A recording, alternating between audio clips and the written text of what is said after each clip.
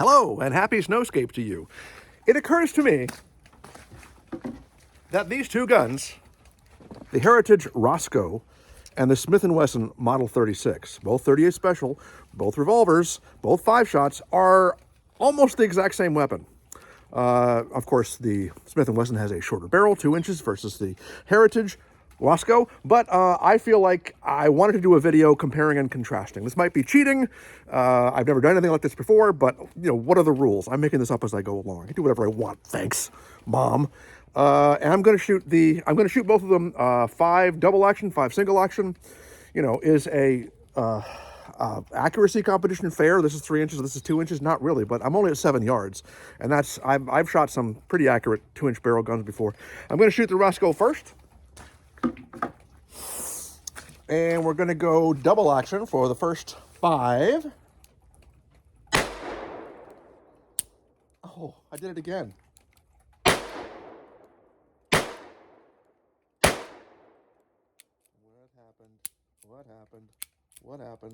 What happened? Oh, you know why?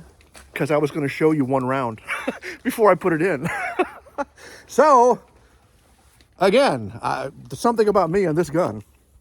I just have a hard time making it shoot all 6. But that's on me. That's not on the Roscoe. All right, 2, 3. All right, one last double action. There it is. Man, pretty dumb. Me. Okay. Let's try 5 double action of the Smith & Wesson Model 36. Kind of detective special looking kind of guy.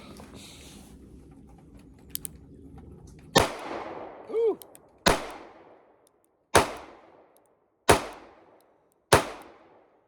Oh. Big difference in accuracy. And that was much sharper in the hand too. Same round, just shooting some Winchester practice and target loads, not trying anything fancy.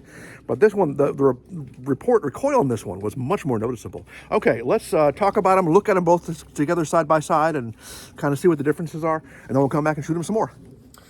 It is the Heritage, which is Taurus, Roscoe versus the Smith & Wesson Model 36. I have done videos for both of these guns before. It just struck me recently that they are very similar, and I see now there are videos comparing the two elsewhere, but I'm doing one too, because I wanna. It's kind of an unfair comparison on a few different levels because of the length of the barrel, 3 inches versus 2 inches. I think it's actually 1.8 inches. The price of these, $299 versus $829. And the manufacturing capabilities of the two companies that made them. Taurus makes very good arms. I understand that, you know, the arms that are being imported and bought in great numbers in America, made in Brazil and Turkey, are very good and very well made, but their labor costs are less, and they don't have a research and development department to pay for, because they're working with established designs like this. This obviously was based on this, and there's nothing wrong with that, and there's nothing wrong with this. This is a very good gun. This is a better gun. But so what are the differences? The main difference I noticed is that the double action trigger pull is very similar as far as weight, but in the Roscoe's case, it seems smoother, but there is a little bit of a scrape coming off of that, whereas with the Smith & Wesson, there's a very distinct click, and that click is the mechanism that brings the hammer back. And, you know, why does it do that? I'm going to try to show you. I'm going to try to watch while I'm doing it. The striker.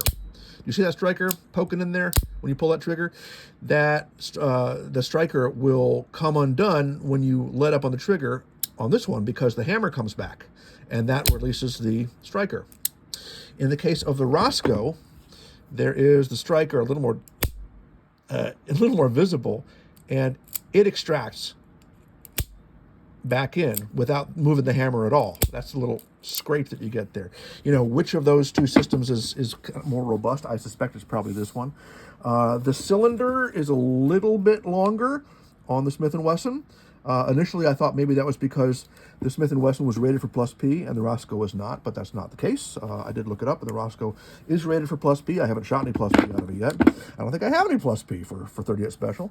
The hammers are also very different in that this is much more generous, and it gives you more real estate to use when you're doing single action. I did notice that when shooting, this does seem nicer.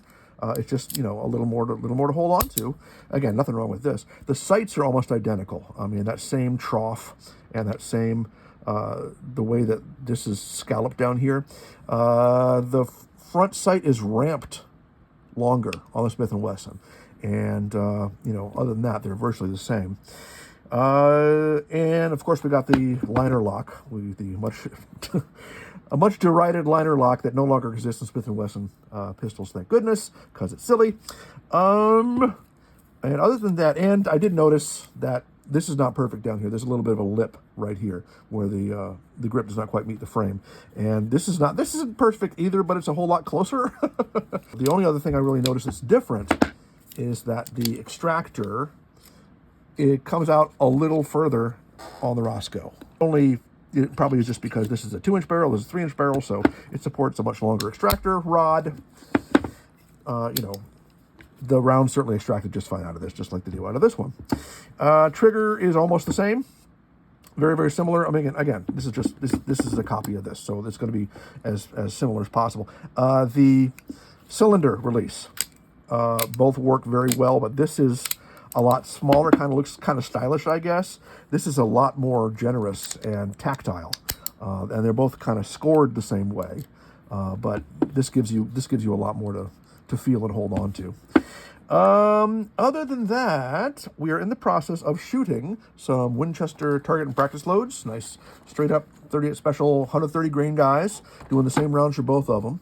I do notice that the recoil seems much more noticeable out of this, and that, you know, I don't know why that is. Same size gun, the cylinder's even a little bigger on this. I guess that's a result of the size of the barrel. I guess this just eats up more of the recoil because there's more barrel. I guess, I don't know. It doesn't feel much heavier. I guess it must be because it's got that extra barrel length on there. Did notice that there is an accuracy difference, and you will see what that is. And I was wondering, the only thing that might be different is the rifling. But the rifling, and don't think I can even show you, even with a flashlight. But the rifling looks pretty darn similar to me. But what do I know? Okay, let's go shoot some more of these guys. Hi, we're back with Mr. Roscoe, and we are going to try to use our speed loader. We did get a 5-shot speed loader because we do like speed loaders. We're not terribly good with them. Not a whole lot of room to do a speed loader on this, but it works. Okay. Going to do single action for 5 on the same target, which is the left one. For those of you keeping score at home.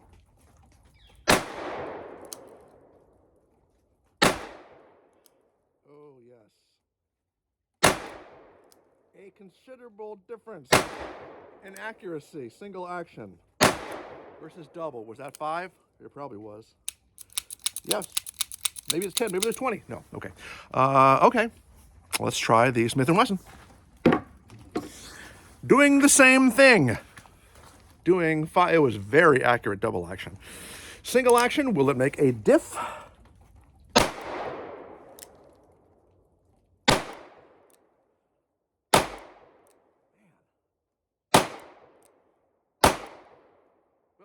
that one go a little before I was ready. Okay. Again, pretty accurate. And so much sharper in the hand. Why is that? Same round, same size gun. Weird. Okay, I got one more thing to try out on you. One more very important test. And stay right there. You. Okay, you probably knew this was coming when you saw 2 guns that were kind of similar. You knew I was going to shoot them simultaneously, right? That's pretty much, I've only done it once before, but why would you not do that? This is the only real true test of how these act next to each other. Of course, shooting with my left hand, not used to it. A little sharper recoil for this one, so it's on my right hand. And I'm going to try to shoot them simultaneously at the center target. Kind of point shooting.